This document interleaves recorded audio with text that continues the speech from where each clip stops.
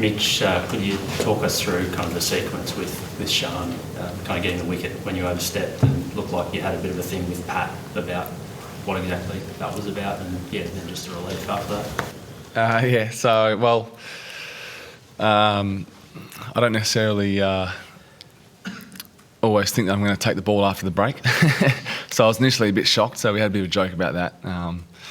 And Paddy assured me that he wanted me to do it, so there was a bit of humour in the change room. And then obviously when I got the wicket, I was pretty excited, which quickly turned into a little bit of embarrassment after my celebration. But yeah, nice to chip him with that wicket. You didn't quite get the high five off the umpire there as well? No, that would probably not allowed to do that, are you? So, but it was all good fun. Mitch, do you think your bowling has sometimes been a little bit underappreciated over the years, because you're swinging the ball a lot more than some of your teammates? You seem to create really important breakthroughs. Do you think over the years maybe you're not seen as another pace bowler in the cartel?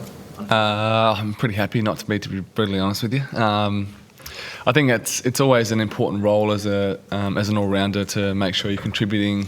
It's not always wickets, whether you can hold an end up or just give guys a break. But yeah, I've always prided myself on, I guess, trying to contribute to the team.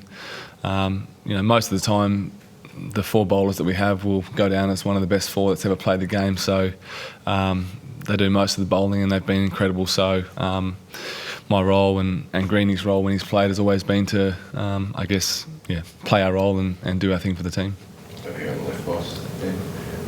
Mitchell, what was the sort of temperature like in the change room at the end there, where that second last ball just sailed over the top of the stumps? To be honest, mate, I had my head in the physio table, so I didn't see it. I was ready to go in the ice bath, but I saw the replay and it was mighty close. So, as we always say in this game, you need a little bit of luck.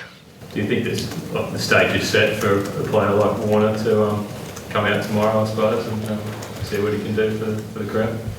Well, yeah, I guess history would suggest that he's always been able to find stuff when he needs to. So it's been an incredible build-up for him this week, and one of our key themes for the week has been making sure we send him off with hopefully a win. But I guess most importantly for him to enjoy his last 5 days as a Test cricketer. Mitch, is it just a feeling at the moment when Pat gives himself the ball, when an opposition team's building a big partnership, that he's just going to take the key wicket? Because it seems to be a thing that's happening time and time again through this summer and recent months in ODI and Test cricket. Yeah, look, I mean, he's an incredible bowler, and I think if you look back at all the best bowlers in the history of cricket, they've always had that in him, I guess, with the ability to come on and take a wicket when the team needs to. There's always going to be spells where he's got his tail up and the ball swinging and nipping, but I think what's the best part about Paddy is he just always finds a way for us, and I guess that strength has grown over the last couple of years, and it's added to his leadership role as well. Mitch, there was a little bit of talk on commentary that Nathan Lyon might have come in that final over and saved Davey Warner that awkward sort of 6 balls. Do you know how far that conversation got?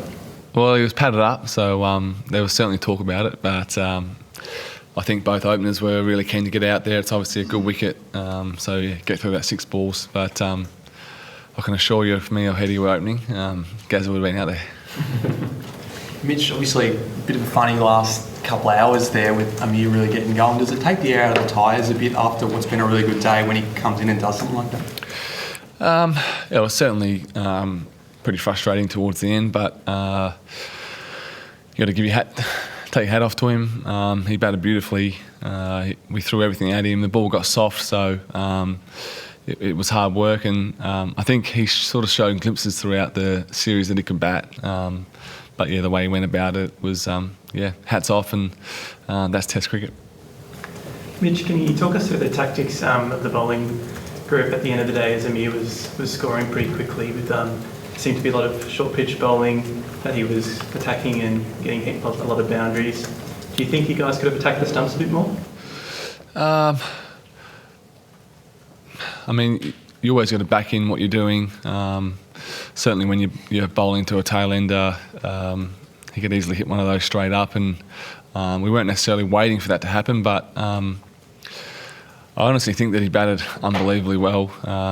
We saw a potential weakness to the short ball last game, but the ball got old, slower wicket, and he played exceptionally well. So it was hard work.